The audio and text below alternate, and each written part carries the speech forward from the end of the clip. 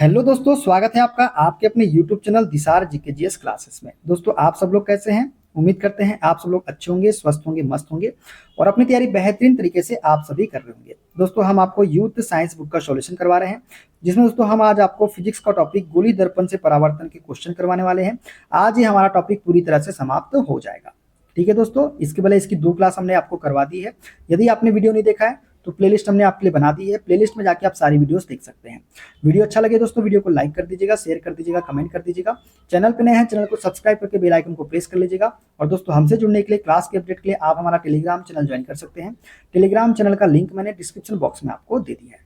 चलिए दोस्तों, देर ना करते हुए स्टार्ट करते हैं आज का अपना सेशन। एक बिंदु प्रकाश स्रोत से एक समानांतर किरण पुंज उत्पन्न करने के लिए इनमें से किस प्रकाशिक उपकरण का प्रयोग किया जा सकता है? दोस्तों, एक बिंदु प्रकाश स्रोत से एक समानांतर किरण पुंज उत्पन्न करने के लिए जो प्रकाशिक उपकरण का प्रयोग किया जा सकता है वो क्या क्या है? वो है हमारा दोस्तों उत्तल लेंस और अवतल दर्पण। कौन सा? उत्तल लेंस और अवतल दर्पण।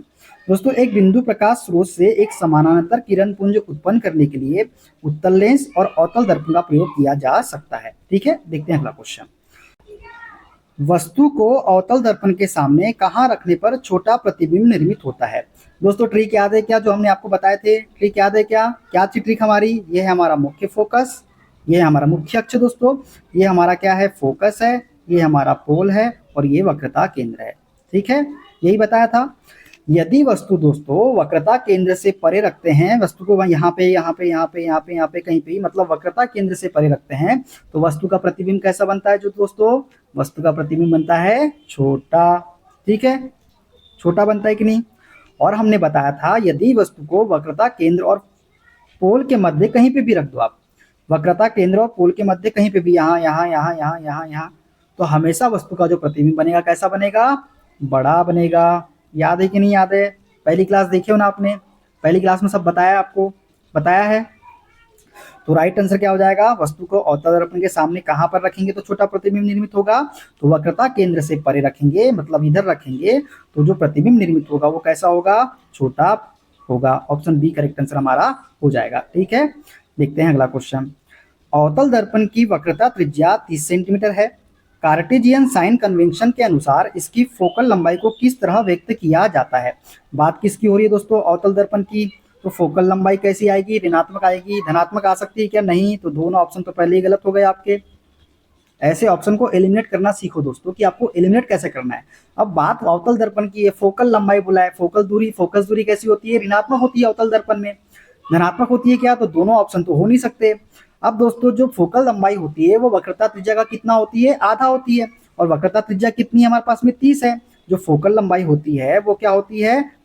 त्रिज्या का आधा। वक्रता त्रिज्या का आधा होती है। ठीक है, वक्रता त्रिज्या कितनी है दोस्तों? यहाँ पे 30 है। 30/2 कर देंगे तो कितना आ जाएगा? 15 आ जाएगा।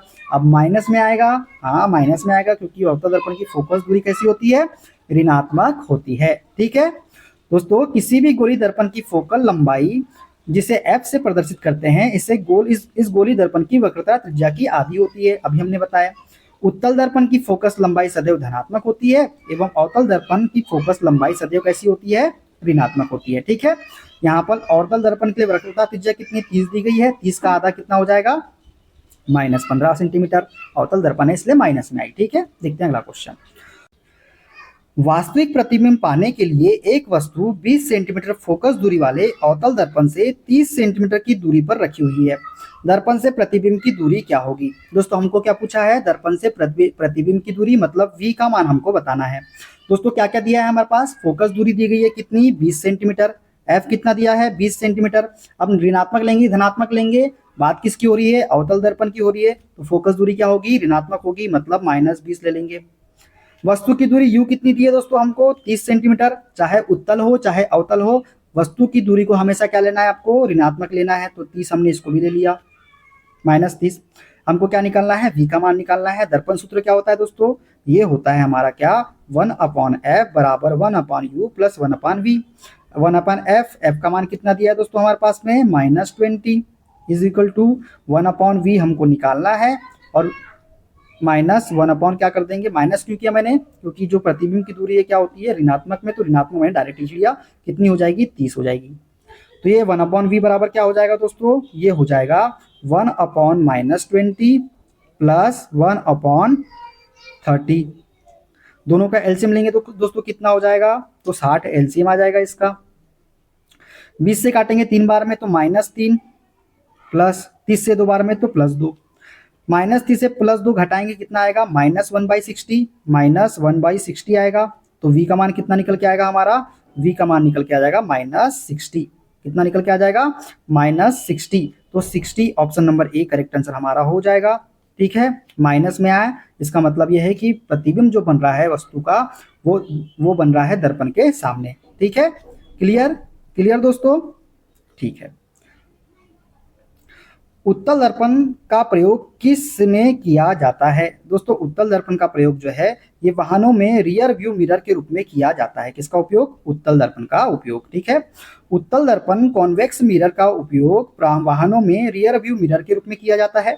सड़क पर लगे परावर्तक लैंपों में उत्तल दर्पण का प्रयोग किया जाता है।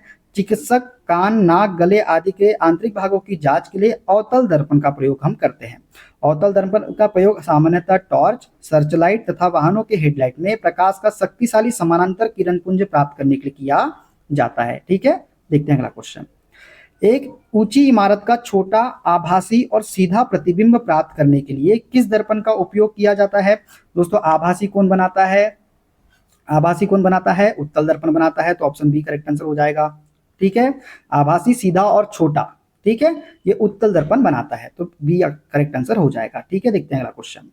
गोलाकार दर्पण की वक्रता का केंद्र क्या होता है। दोस्तों गोलाकार दर्पण की वक्रता का केंद्र जो होता है यह उस खोखले गोले का केंद्र होता है जिसका गोलाकार दर्पण एक भाग होता है। तो ऑप्शन ए करेक्ट आंसर हमारा इसका हो जाएगा। ठीक है, गोलाकार दर्पण की वक्रता का केंद्र उस खोखले गोले का केंद्र होता है जिसका गोलाकार दर्पण एक भाग होता है। ठीक है ना, देखते हैं अगला क्वेश्चन। जिस बिंदु पर सभी किरणें मिलती है उसको क्या कहते हैं। जिस बिंदु पर सभी किरणें मिलती है दोस्तों उसे हम बोलते हैं फोकस बिंदु। क्या बोलते हैं उसे हम, फोकस बिंदु बोलते हैं। जिस बिंदु पर प्रकाश की सभी किरणें मिलती है उसको फोकस या फोकल बिंदु हम कहते हैं। ठीक है, देखते हैं अगला क्वेश्चन। निम्न में से कौन सा दर्पण की प्रतिबिंबित सतह पर स्थित है। दर्पण की प्रतिबिंबित सतह पर स्थित क्या होता है दोस्तों, तो पोल जो होता है ये दर्पण की प्रतिबिंबित सतह पर स्थित होता है।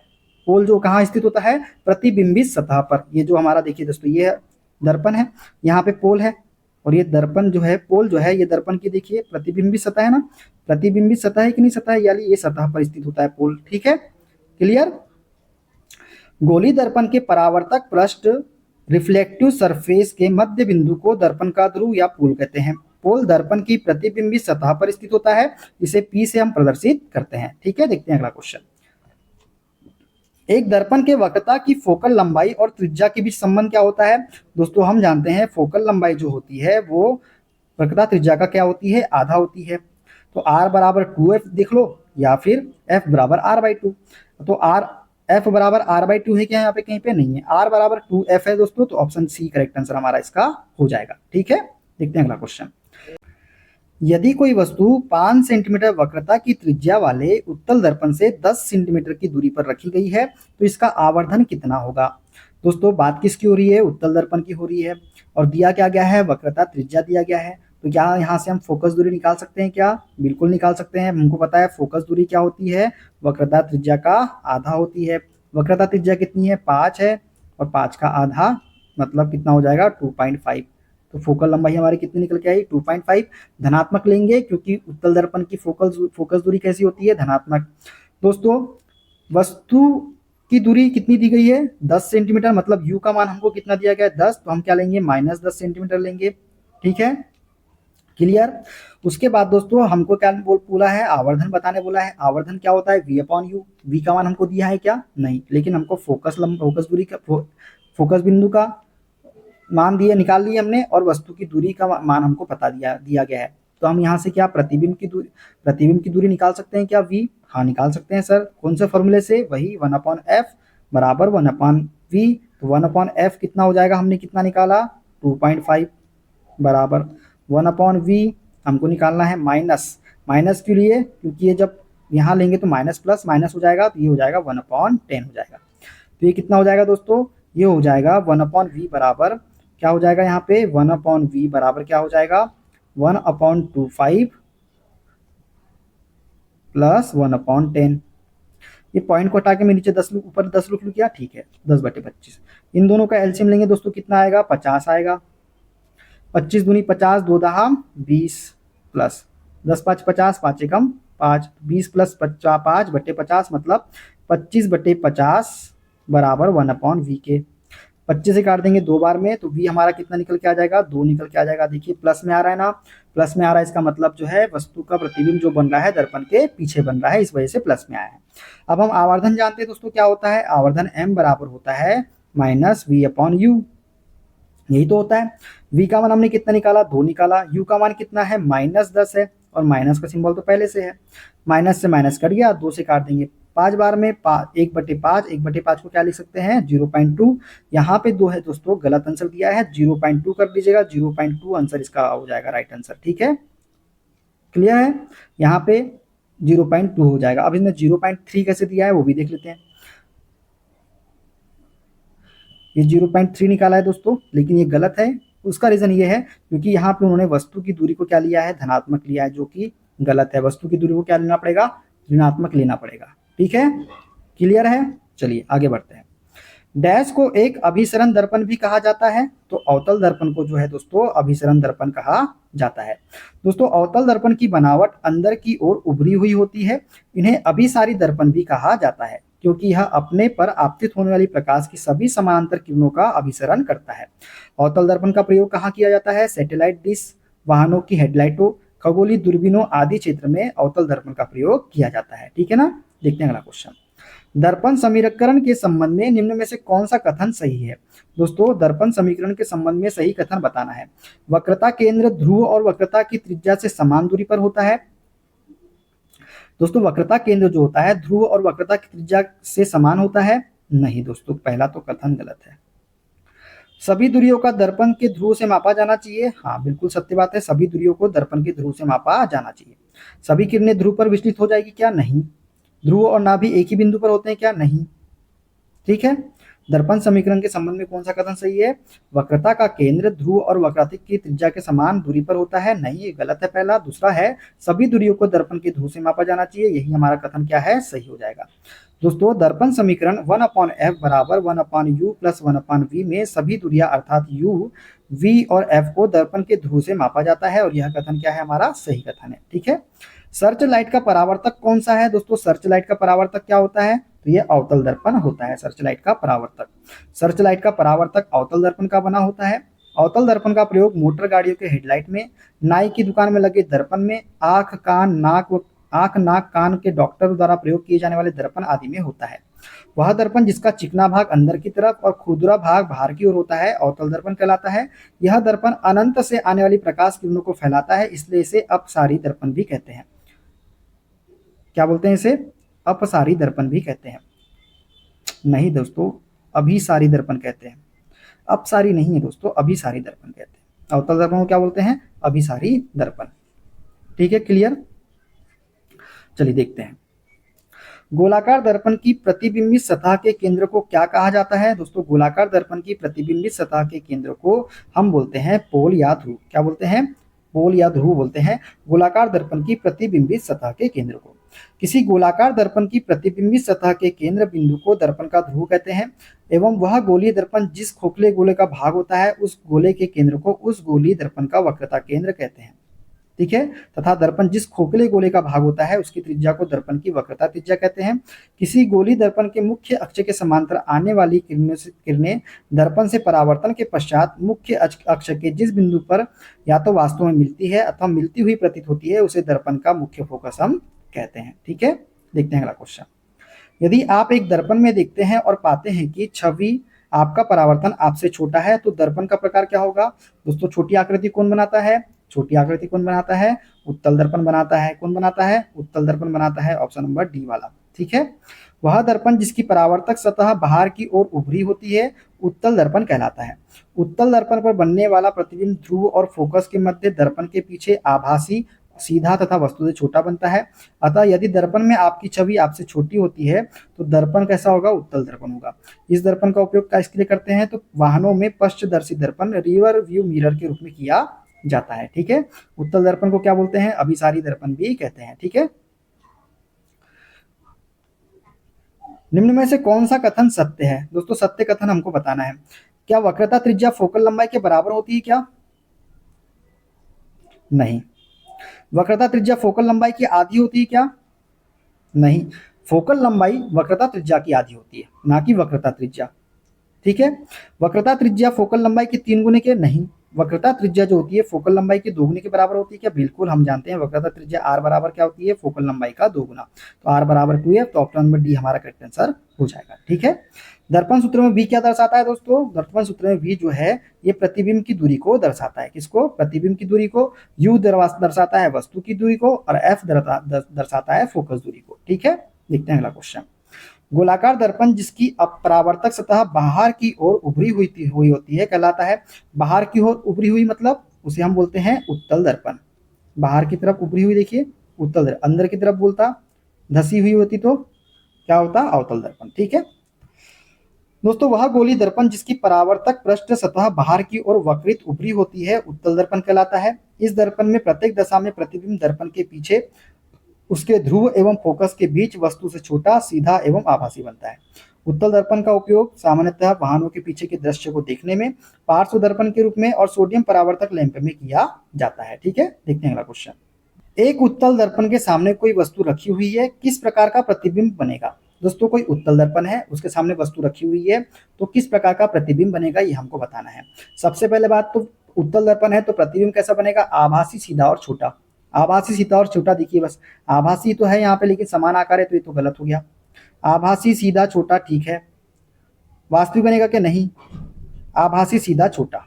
ठीक है, अब दो ऑप्शन में हमको पता करना है। ठीक है, अब सबसे पहले दोस्तों ये हमारा उत्तल दर्पण है। ठीक है, ये हमारा पोल है, ये हमारा फोकस है, और ये हमारा क्या है? वक्रता केंद्र। वस्तु यहाँ पे कहीं रखी हुई है दर्पण के सामने। कोई भी दो किरण निकाल लीजिए। एक किरण निकाले हमने ऐसे, तो जाएगी कैसे? ऐसे जाएगी। ठीक है, क्लियर। एक किरण हमने निकाला ऐसे, तो ये कैसे जाएगी? ऐसे जाएगी। ये किरणें कहीं दोनों मिल रही है क्या दोस्तों? हाँ सर, ये मिल रही है, यहाँ पे इस बिंदु पे मिल रही है, मतलब यहाँ पे बन रही है। यहाँ पे कहीं वस्तु मिल रही है, मतलब दर्पण प्रतिबिंब कहाँ बन रहा है? पोल और फोकस के मध्य में। तो ध्रुव और फोकस के बीच में प्रतिबिंब बनेगा। ध्रुव और फोकस के बीच में प्रतिबिंब बनेगा, आभासी बनेगा, सीधा बनेगा और छोटा प्रतिबिंब बनेगा। ठीक है, देखते हैं अगला क्वेश्चन। यदि एक वास्तविक वस्तु का प्रतिबिंब बनाने के लिए उत्तल दर्पण का उपयोग किया जाता है तो निम्नलिखित में से कौन सा कथन गलत है? यदि दोस्तों एक वास्तविक वस्तु का प्रतिबिंब बनाने के लिए उत्तल दर्पण का प्रयोग किया जाता है तो कौन सा कथन गलत है? प्रतिबिंब वास्तविक है। दोस्तों प्रतिबिंब वास्तविक बनता ही नहीं है उत्तल दर्पण में, तो ऑप्शन ए ही जो है गलत कथन है। ठीक है, क्लियर हो गया। प्रतिबिंब छोटा बनता है, प्रतिबिंब सीधा बनता है, और प्रतिबिंब पी और एफ के बीच में निर्मित होता है, ये भी सत्य है। ठीक है ना, क्लियर। वह दर्पण जिसका परावर्तक सतह बाहर की ओर उभरा रहता है उसे उत्तल दर्पण कहते हैं। उत्तल दर्पण में प्रत्येक दशा में प्रतिबिंब छोटा, सीधा और आभासी बनता है, ध्रुव और फोकस के बीच निर्मित होता है, और उत्तल दर्पण द्वारा वस्तु की किसी भी स्थिति में वस्तु का प्रतिबिंब वास्तविक नहीं बनता, अतः विकल्प ए क्या है? गलत कथन है। ठीक है, एक विमान दर्पण के लिए छवि है। दोस्तों एक विमान दर्पण के लिए छवि क्या होती है? ये होती है आभासी और पार्श्व उल्टी। कैसी होती है? आभासी और पार्श्वतः उल्टा होता है एक विमान दर्पण के लिए छवि। दोस्तों एक विमान दर्पण के लिए आभासी और पार्श्वतः उल्टा प्रतिबिंब बनता है। जब दर्पण से निकलने वाली प्रकाश किरणें अपसारित हो रही होती है तो इस प्रकार बने प्रतिबिंब को प्रकाशिकी में आभासी प्रतिबिंब हम कहते हैं। आभासी प्रतिबिंब उस बिंदु पर स्थित होता है जहां पर प्रकाश किरणें अभिसारित होती हुई प्रतीत होती है। कैसे? अभिसारित नहीं, अपसारित होती हुई प्रतीत होती है। अभिसारित नहीं दोस्तों, अपसारित याद रखिए ना, अपसारित। ठीक है, यहाँ देखिए जब दर्पण से निकलने वाली प्रकाश किरणें अपसारित हो रही होती है तो इस प्रकार बने प्रतिबिंब को प्रकाशिकी में आभासी प्रतिबिंब कहते हैं। तो आभासी प्रतिबिंब उस बिंदु पर स्थित होता है जहां पर प्रकाश किरणें क्या होती है? अपसारित होती है, ना कि अभिसारित। ठीक है, अपसारित होती है ना कि अभिसारित। ठीक है, क्योंकि उत्तल दर्पण में आभासी प्रतिबिंब बनता है, अभिसारित नहीं। ठीक है, क्लियर है दोस्तों?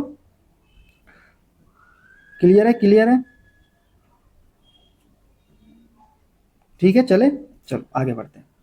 यदि किसी दर्पण की फोकस लंबाई +15 सेंटीमीटर है तो यह है। दोस्तों फोकल लंबाई +15 है मतलब धनात्मक है। धनात्मक किसकी होती है? उत्तल दर्पण की होती है। तो उत्तल दर्पण जो है ऑप्शन में करेक्ट आंसर हमारा सी वाला हो जाएगा। ठीक है, चलो देखते हैं अगला क्वेश्चन। किसी वस्तु को मुख्य फोकस पर रखने पर अभिसारी दर्पण द्वारा निर्मित प्रतिबिंब का आकार, अभिसारी दर्पण कौन सा होता है? हमारा अवतल दर्पण होता है। और प्रतिबिंब का आकार कैसा होता है? अत्यधिक आवर्धित होता है, मतलब बड़ा होता है। अभिसारी दर्पण द्वारा निर्मित प्रतिबिंब कैसा होता है? अत्यधिक आवर्धित होता है। ठीक है, option number C correct answer हो जाएगा। किसी वस्तु को मुख्य फोकस पर रखने पर अभिसारी दर्पण द्वारा निर्मित प्रतिबिंब का आकार अत्यधिक आवर्धित होता है। ठीक है, बड़ा होता है। क्लियर है? देखते हैं अगला क्वेश्चन। एक वस्तु को एक उत्तल दर्पण के सामने अनंत और दर्पण के ध्रुव के बीच स्थित एक बिंदु पर रखा जाता है तो निर्मित होने वाली छवि होगी। दोस्तों एक वस्तु को उत्तल दर्पण के सामने अनंत पर यदि रखते हैं तो दर्पण के ध्रुव के बीच स्थित एक बिंदु पर रखा जाता है तो निर्मित होने वाली छवि जो होगी वो कैसी होगी? उत्तल दर्पण है तो जाहिर सी बात है आभासी होगी, वास्तविक तो हो नहीं सकती, दोनों गलत ऑप्शन। और आभासी होगी और छोटी होगी। उत्तल दर्पण हमेशा छोटा प्रतिबिंब बनाता है। Option number C correct answer हो जाएगा। ठीक है, यदि अवतल दर्पण में फोकस और ध्रुव के बीच कोई वस्तु रखी गई है तो निर्मित प्रतिबिंब का प्रकार क्या है? दोस्तों यदि अवतल दर्पण की बात करें तो आभासी प्रतिबिंब तो अवतल दर्पण जो है बनाता है कि नहीं बनाता है? एक कंडीशन में बनाता है दोस्तों, और वही कंडीशन यहाँ पे पूछी है। फोकस और ध्रुव के बीच में कोई वस्तु है, ये है हमारा क्या? अवतल दर्पण। ये हमारा क्या है? पोल। ये हमारा क्या है? फोकस। और ये क्या है? हमारा वक्रता केंद्र है। कहाँ रखी है वस्तु? फोकस और पोल के मध्य में, मतलब वस्तु कहीं यही रखी हुई है। एक किरण, दो किरण निकाल देते हैं। एक किरण निकाला मैंने ऐसे तो ये कहाँ जाएगी? फोकस से होकर जाएगी। ठीक है, एक किरण निकाला मैंने ऐसे तो ये कहाँ से जाएगी? ये ऐसे होकर जाएगी। अब ये कहीं मिल रही क्या दोस्तों? नहीं, लेकिन हम इसको पीछे अगर एक्सटेंड करते हैं तो हमको मिलती हुई प्रतीत होती है। ये इस बिंदु पे कहीं मिलेगी तो प्रतिबिंब कहाँ बनेगा? दर्पण के पीछे यहाँ पे बनेगा। यहाँ पे बनेगा हमारा प्रतिबिंब। जब यहाँ पे प्रतिबिंब बन रहा है मतलब दर्पण के पीछे बन रहा है तो अवतल दर्पण एक ही कंडीशन में दर्पण के पीछे क्या बनाता है? आभासी प्रतिबिंब। और वही कंडीशन है जब वस्तु फोकस और पोल के मध्य में रखी होती है तो अवतल दर्पण आभासी प्रतिबिंब बनाता है। अवतल दर्पण आभासी प्रतिबिंब बनाता है। रट लो दोस्तों, याद कर लो, जब वस्तु फोकस और पोल के मध्य में रखी होती है तो अवतल दर्पण आभासी प्रतिबिंब बनाता है। जब वस्तु फोकस और ध्रुव के बीच में रखी होती है तो अवतल दर्पण आभासी प्रतिबिंब बनाता है। और आभासी प्रतिबिंब बनाता है तो कैसा बनाता है? बहुत बड़ा बनाता है, सीधा बनाता है। बड़ा बनाता है और सीधा बनता है। प्रतिबिंब कैसा बनता है? बड़ा और सीधा बनता है। ठीक है, तो ऑप्शन नंबर इसका बी वाला करेक्ट आंसर हो जाएगा जब स्थिति एक हमको पता है। ठीक है, फोकस और ध्रुव के बीच में जब अवतल दर्पण में वस्तु रखी होती है तो उसका जो प्रतिबिंब बनता है आभासी बनता है, सीधा बनता है और बड़ा बनता है। ठीक है ना दोस्तों, अवतल दर्पण से बने प्रतिबिंब उल्टे तथा वास्तविक होते हैं, परंतु यदि वस्तु फोकस व ध्रुव के बीच होती है तो प्रतिबिंब सीधा व आभासी बनता है। अवतल दर्पण का प्रयोग दाढ़ी बनाने के काम आने वाले शीशे में, गाड़ियों के हेडलाइट व सर्च लाइट में किया जाता है। ठीक है, जब किसी वस्तु को एक अवतल दर्पण के सामने अनंत पर रखा जाता है तो उसका प्रतिबिंब निर्मित होता है। दोस्तों बताए थे ना आपको, अनंत पर रखेंगे तो कहाँ बनता है? फोकस पर बनता है। कहाँ बनता है? फोकस पर बनता है। ठीक है, देखते हैं अगला क्वेश्चन। जब एक वस्तु को अवतल दर्पण के वक्रता केंद्र से बाहर रखा जाता है तो छवि का निर्माण होगा। दोस्तों अवतल दर्पण के वक्रता केंद्र से बाहर, वक्रता केंद्र से बाहर, ये हमारा अवतल दर्पण है, ये हमारा पोल है, ये हमारा फोकस है, ये हमारा वक्रता केंद्र है। वस्तु को यहाँ वक्रता केंद्र से परे या बाहर रखा जा रहा है। कोई भी दो किरण निकाल दीजिए। एक किरण निकाला मैंने ऐसे तो ये जाएगी परावर्तन के बाद कहाँ से जाएगी? फोकस से होकर जाएगी। एक किरण निकाला मैंने ऐसे तो ये भी कहाँ से होकर जाएगी? मुख्य अक्ष के समांतर हो जाएगी। कहाँ हो जाएगी? मुख्य अक्ष के समांतर हो जाएगी। मुख्य अक्ष के समांतर हो जाएगी। तो जो दर्पण प्रतिबिंब बनेगा दोस्तों वो सी और एफ के मध्य में यहाँ पे कहीं बनेगा।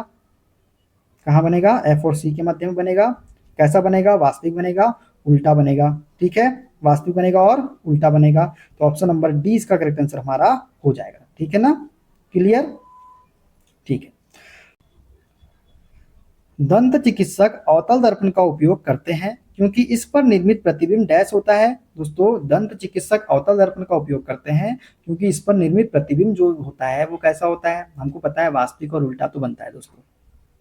अगर उल्टा, अगर दर्पण मान लीजिए हम जो चिकित्सक है वो अगर अवतल दर्पण का उपयोग कर रहा है तो अवतल दर्पण का यदि उपयोग कर रहा है तो क्या ये वो हो सकता है क्या? अगर वो दांतों को जब देखेगा अगर उसे उल्टा प्रतिबिंब नजर आएगा दोस्तों, तो क्या वो सही तरीके से काम कर पाएगा? क्या वो समझ पाएगा क्या उस चीज को? नहीं समझ पाएगा ना। तो एक कंडीशन ऐसी हमने जो आपको बताई है, जब वस्तु किसके मध्य होती है? फोकस और पोल के मध्य में होती है। फोकस और पोल के मध्य में जब होती है, तो वह अवतल दर्पण प्रतिबिंब कैसा बनाता है? बनाता है आभासी और बड़ा। तो इसलिए प्रतिबिंब कैसा होता है? आभासी और बड़ा होता है। कौन सा? ऑप्शन नंबर डी वाले में। ठीक है, तो दंत चिकित्सक अवतल दर्पण का उपयोग इसलिए करते हैं क्योंकि इस पर निर्मित प्रतिबिंब कैसा होता है? आभासी और बड़ा होता है। ठीक है, ठीक है दोस्तों, क्लियर?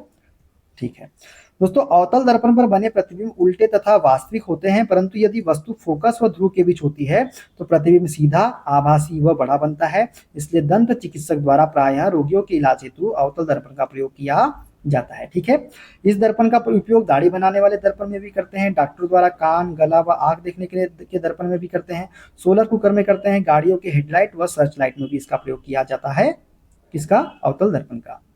वाहनों की हेडलाइट में प्रयुक्त दर्पण कौन सा होता है? तो ये होता है हमारा अवतल दर्पण। ठीक है, कोई अवतल दर्पण वह गोली दर्पण होता है जिसमें प्रकाश का परावर्तन अवतल सतह अर्थात अंदर वाली वक्र सतह पर होता है। वाहनों की हेडलाइट में अवतल दर्पण का प्रयोग होता है। ठीक है, क्लियर? देखते हैं अगला क्वेश्चन।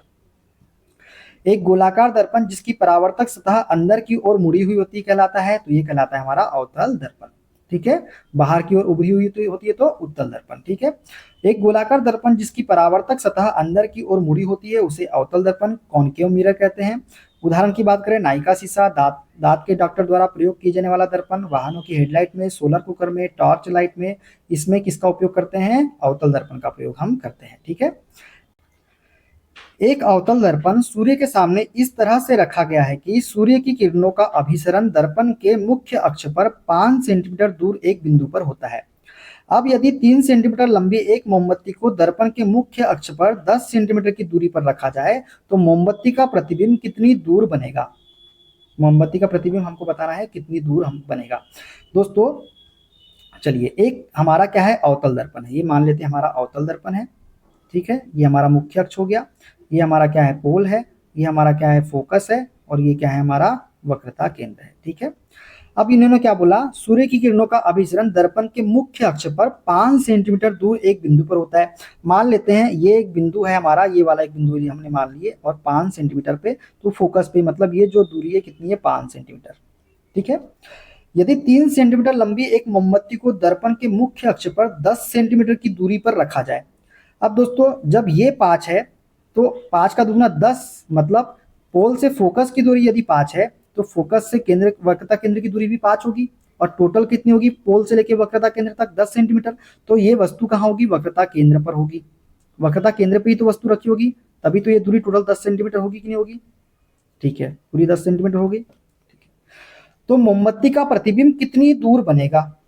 अब हमको ये बताना है कि जो मोमबत्ती का प्रतिबिंब है वो कितनी दूर बनेगा। ये हमारा क्या है? अवतल दर्पण है। चलिए, ठीक है, कोई भी दो प्रकाश किरण निकाल दो दोस्तों। एक किरण निकाला मैंने ऐसे, तो क्या हो जाएगा? परावर्तन के बाद ये कहां से जाएगी? फोकस से होकर जाएगी। जाएगी कि नहीं जाएगी? जाएगी, बिल्कुल जाएगी। ठीक है, एक किरण निकाला मैंने फोकस से, एक किरण निकाला मैंने फोकस से, तो ये दूरी ये कहाँ निकल के जाएगी? ये भी कहाँ से जाएगी? ये भी मुख्य अक्ष के समांतर जाएगी। तो प्रतिबिंब जो बनेगा यहाँ पे कहीं बनेगा, मतलब वक्रता केंद्र पे ही तो बनेगा, समान आकार का बनेगा। अब समान आकार का, और कितनी दूरी पे बन रहा है दोस्तों? ये पूरी दूरी कितनी है? 10 सेंटीमीटर तो है, तो 10 सेंटीमीटर पे ही बनेगा प्रतिबिंब हमारा। ठीक है, क्लियर हो जाएगा ऑप्शन नंबर सी वाला। ठीक है ना, समझ गए ना? चलिए देखते हैं अगला क्वेश्चन। क्लियर? चलिए, यदि किसी अवतल दर्पण पर आपतन कोण 30 डिग्री हो तो परावर्तन के कोण का मान क्या होगा? दोस्तों यदि किसी अवतल दर्पण पर आपतन कोण का मान 30 डिग्री है तो परावर्तन कोण का मान भी कितना होगा? 30 डिग्री होगा। Option number B correct answer हमारा हो जाएगा। ठीक है, कैसे होगा? हम जानते हैं परावर्तन के नियम के अनुसार आपतन कोण सदैव परावर्तन कोण के बराबर होता है। अतः यदि किसी अवतल दर्पण पर आपतन कोण 30 डिग्री है तो परावर्तन कोण भी कितना होगा? 30 डिग्री ही हो जाएगा। ठीक है ना? देखते हैं अगला क्वेश्चन। एक वस्तु की उस अवतल शीशे से दूरी ज्ञात करें जिसकी फोकल दूरी 10 सेंटीमीटर है, जिससे उसकी वास्तविक प्रतिबिंब का आकार वस्तु के आकार का 4 गुना हो जाए। क्या बोला है दोस्तों, हमको अवतल शीशे से दूरी ज्ञात करना है वस्तु की, जिसकी फोकल लंबाई कितनी है, 10 सेंटीमीटर है, जिससे उसकी वास्तविक प्रतिबिंब का आकार जो है वस्तु के आकार का 4 गुना हो जाए। वस्तु के आकार कितना हो जाए, 4 गुना हो जाए। मान लेते हैं दोस्तों हम लोग कि वस्तु से दर्पण की जो दूरी u है वो कितनी मान लेते हैं, हम मान लेते हैं x मान लेते हैं। उसके बाद क्या बोला उसने, उसकी वास्तविक प्रतिबिंब का आकार वस्तु के आकार का 4 गुना हो जाए, मतलब जो प्रतिबिंब की दूरी है वो कितनी हो जाए, 4 गुनी हो जाए बोल रहा है, वस्तु के आकार का 4 गुना। वस्तु की दूरी कितनी मारा है हमने, 4, तो वस्तु के आकार का 4 गुना यही होगा। फोकल दूरी कितनी है, 10 सेंटीमीटर है। अब 10 माइनस में लेंगे कि प्लस में लेंगे, माइनस में लेंगे क्योंकि अवतल दर्पण की बात किया है, ठीक है। और क्या पूछा है उनसे, हमसे अवतल शीशे से दूरी, अवतल शीशे से हमको दूरी निकालना है, तो वही हम फॉर्मूला लगा देंगे, कौन सा, 1/f 1/v, ठीक है। तो ये हो गया 1/f, f का मान कितना है -10 बराबर 1/v, v का मान कितना है दोस्तों, v का मान है 4x प्लस u का मान कितना है 1/x है। तो कितना हो जाएगा दोस्तों ये 4x, तो इसका एलसीएम ले लेंगे हम 4x, तो यहाँ पे कितना आ जाएगा, ऊपर में 1 आ जाएगा, 4x से 4x कट गया 1, x कट गया तो 4, 4 + 1 5/4x, कितना हो जाएगा 1/10 बराबर 5/4x, ठीक है। तो ये कितना हो जाएगा, 5 दाम 50, 4x बराबर कितना आ जाएगा, 4x बराबर 50 के, तो x बराबर 50/4, x बराबर 50/4, 4 से 50 को जब काटेंगे तो 12.5 सेंटीमीटर जो है इसका राइट आंसर निकल के आ जाएगा, कितना, 12.5 centimetre. Option number D correct answer हमारा हो जाएगा, ठीक है। देखते हैं अगला क्वेश्चन। डैश को एक अपसारी दर्पण भी कहा जाता है, तो उत्तल दर्पण को जो है दोस्तों अपसारी दर्पण कहा जाता है।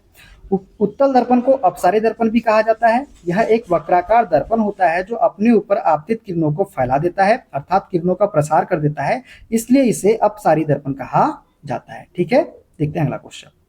यदि एक अवतल दर्पण की वक्रता त्रिज्या 6.2 सेंटीमीटर है तो इसकी फोकस लंबाई कितनी होगी। दोस्तों जानते हैं फोकस लंबाई क्या होती है, वक्रता त्रिज्या का आधा होती है। वक्रता त्रिज्या कितनी है, 6.2/2, 2 × 6 3.1, option number C correct answer हमारा हो जाएगा, ठीक है। देखते हैं अगला क्वेश्चन। जब किसी वस्तु को C और F के बीच, मतलब वक्रता केंद्र और फोकस के बीच रखा जाता है तो अवतल दर्पण में आकृति कहाँ बनेगी। दोस्तों एक है हमारा अवतल दर्पण, ये हो गया हमारा अवतल दर्पण, ये हमारा पोल है, ये हमारा फोकस है, और ये हमारा क्या है, वक्रता केंद्र है। अब वस्तु को कहाँ रखा जा रहा है, C और F के मध्य में, मतलब वस्तु यहाँ पे रखी हुई है। कोई भी 2 प्रकाश किरण निकाल लीजिए, एक किरण निकाले हमने ऐसे समानांतर, तो मुख्य अक्ष के समांतर निकलती है तो कहाँ से जाती है, फोकस से होकर जाती है। एक की निकाले हमने फोकस से, तो ये क्या हो जाएगी, ये ऐसी जाएगी।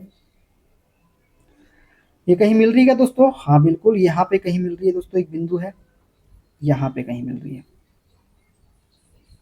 तो वस्तु की आकृति कहाँ बनेगी, सी के बाद बनेगी, कहाँ बनेगी, सी के बाद बनेगी, ठीक है। वास्तविक बनेगी और उल्टी बनेगी, और कैसी बनेगी, वास्तविक बनेगी, उल्टी बनेगी। क्लियर, क्लियर हो गया दोस्तों। चलिए, तो ऑप्शन नंबर इसका क्या हो जाएगा, डी वाला करेक्ट आंसर हमारा हो जाएगा। जब किसी वस्तु की स्थिति अवतल दर्पण के वक्रता केंद्र तथा फोकस के बीच हो तो अवतल दर्पण में वस्तु का प्रतिबिंब वक्रता केंद्र के बाद बनेगा, प्रतिबिंब की प्रकृति उल्टी होगी, वास्तविक होगी, ठीक है। देखते हैं अगला क्वेश्चन। एक वस्तु को अवतल दर्पण के सामने उसके वक्रता केंद्र और फोकस बिंदु के बीच स्थित एक बिंदु पर रखा गया है, छवि का निर्माण कहाँ पर होगा। दोस्तों एक वस्तु को अवतल दर्पण के सामने कहाँ रखा गया है, वक्रता केंद्र और फोकस के बीच, सी और एफ के बीच में ही है, तो जो छवि निर्माण होगा कहाँ पे होगा, वो होगा कहाँ पे, वक्रता केंद्र से परे किसी बिंदु पर। इसके पहले वाला क्वेश्चन सेम टू सेम था, ठीक है। देखते हैं अगला क्वेश्चन। सी वक्रता केंद्र वाले किसी अवतल दर्पण के फोकस बिंदु एफ पर रखे किसी बिंब के प्रतिबिंब के संदर्भ में निम्न में से कौन सा कथन लागू होता है। दोस्तों हमको बताना है अवतल दर्पण के फोकस बिंदु एफ पर कोई वस्तु रखी गई है, एफ पर कोई वस्तु रखी गई है, तो हमने बताया था आपको कि यदि कोई वस्तु एफ के ऊपर कहीं रखी गई है तो प्रतिबिंब जो बनता है वो हमेशा कैसा बनता है, बड़ा बनता है। ट्रिक बताई थी हमने आपको, एफ के ऊपर रखी हुई है मतलब सी के इधर, सी और पी के बीच कहीं भी रखी हो तो वस्तु का प्रतिबिंब कैसा बनता है, बड़ा बनता है। कैसा बनता है, बड़ा बनता है। तो वस्तु का आकार बहुत छोटा नहीं, छोटा तो नहीं बनता। वस्तु के आकार के बराबर बनता है क्या, नहीं, ये भी नहीं बनता। वस्तु के आकार से बहुत बड़ा बनता है, अनंत पर बनता है। हाँ, ये हो सकता है दोस्तों ऑप्शन नंबर सी वाला। कौन सा? ऑप्शन नंबर सी वाला। हाँ, बिल्कुल सही बात है। प्रतिबिंब वास्तविक बनेगा, उल्टा बनेगा, वस्तु के आकार से बहुत बड़ा बनेगा और अनंत पर बनेगा, ऑप्शन नंबर सी वाला। ठीक है, छोटा तो बनता नहीं है, बड़ा बनता है। ठीक है, क्लियर हो गया। चलिए आगे बढ़ते हैं। किसी गोलाकार दर्पण की परावर्तक सतह के व्यास को डैश कहा जाता है। दोस्तों, किसी गोलाकार दर्पण की परावर्तक सतह के व्यास को हम बोलते हैं क्या? छेद बोलते हैं। क्या बोलते हैं? छेद बोलते हैं। अपर्चर बोलते हैं। अपर्चर, अपर्चर बोलते हैं। क्या बोलते हैं? अपर्चर। किसी गोली दर्पण के परावर्तक सतह के व्यास को अपर्चर या छिद्र कहा जाता है। अपर्चर या छिद्र किसी गोली दर्पण या लेंस का वह स्पष्ट क्षेत्र होता है जिसके माध्यम से प्रकाश आसानी से गुजर सकता है। ठीक है, देखते हैं अगला क्वेश्चन। 20 सेंटीमीटर की वक्रता त्रिज्या वाले एक अवतल दर्पण की फोकस दूरी क्या होती है? वक्रता त्रिज्या का आधा, 20 का आधा कितना? 10 centimetre. Option number D correct answer हमारा हो जाएगा। ठीक है, अवतल दर्पण का उपयोग यह नहीं है। दोस्तों, अवतल दर्पण का उपयोग कौन सा नहीं है?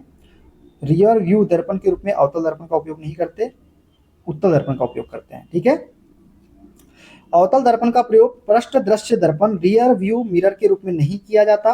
पृष्ठ दृश्य दर्पण रियर व्यू मिरर के रूप में उत्तल दर्पण का प्रयोग किया जाता है, क्योंकि उत्तल दर्पण द्वारा काफी बड़े क्षेत्र की वस्तुओं का प्रतिबिंब एक छोटे से क्षेत्र में बन जाता है, जिससे उत्तल दर्पण का दृष्टि क्षेत्र अधिक होता है। ठीक है ना, देखते हैं अगला क्वेश्चन।